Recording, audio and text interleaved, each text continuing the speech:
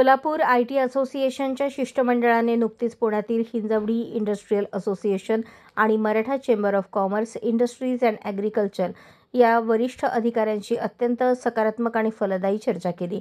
या चर्चेचा प्रमुख उद्देश सोलापूरमध्ये माहिती तंत्रज्ञान पार्क स्थापित करण्याचा असून विविध आयटी कंपन्यांना सोलापूरमध्ये युनिट स्थापन करण्यासाठी आमंत्रित करण्याचा हेतू होता. या बैठकीत सोलापूरच्या युवकांनी मोठ्या प्रमाणावर पुणे आणि इतर शहरातील आयटी कंपन्यांमध्ये सेवा बजावत असल्याची बाब अधोरेखित करण्यात आली.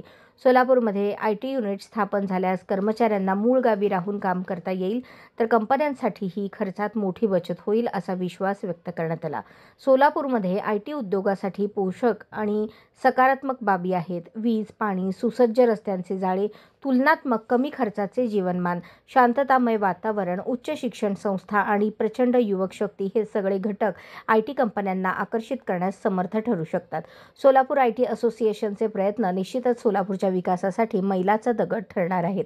या सकारात्मक संवादामुळे लवकरच सोलापूरमध्ये आयटी पार्क आणि नामांकित कंपन्यांचे आगमन घडून येईल अशी आशा व्यक्त होत आहे. या पुढाकारामुळे स्थानिक युवकांना आपल्या गावातच उत्तम नोकरीच्या संधी मिळतील, स्थलांतर थांबेल आणि सोलापूर आर्थिकदृष्ट्या अधिक सक्षम होईल. आयटी क्षेत्रात सोलापूरचा नवा चेहरा आकार घेण्याची ही नांदी ठरणार आहे.